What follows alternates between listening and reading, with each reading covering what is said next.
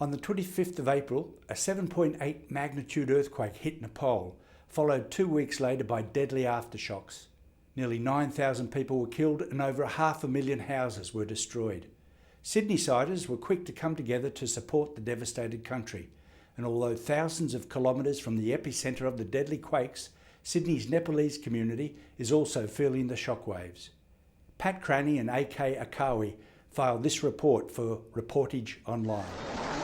The next one is a Nepalese song that Linda is going to be singing, and it's in honour of the earthquake, sending wishes and prayers to everyone in Nepal right at this moment. This concert in Sydney's inner city Laika is just one of dozens of fundraising events being held all over the country in the weeks following Nepal's devastating earthquakes.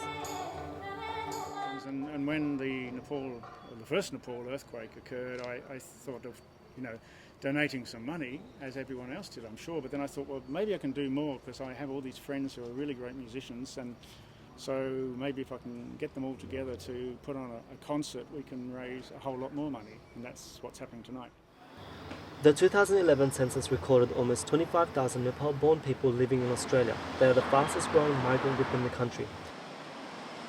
In Sydney, they are most concentrated in the St George suburbs of Rockdale and Kogarah. Suramani Belbasi is treasurer of the Non-Resident Nepalese Association of Australia and a coordinator of the St George Sutherland Nepalese community. It's not only we're talking about the Kathmandu, we're talking about the remote area village. The roads have been cut off, and then all the infrastructures have been destroyed, right? And we lost a lot of the temples, and then all these old heritage listed the buildings. We have lost all of them.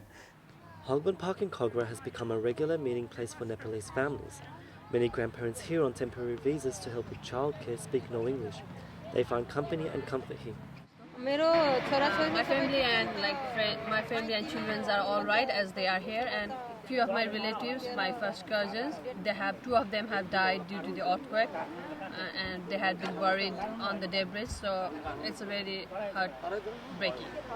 नेपालमा 25 अप्रिलमा गएको earthquake Due to the recent earthquake, me and my family and all the nations is suffering.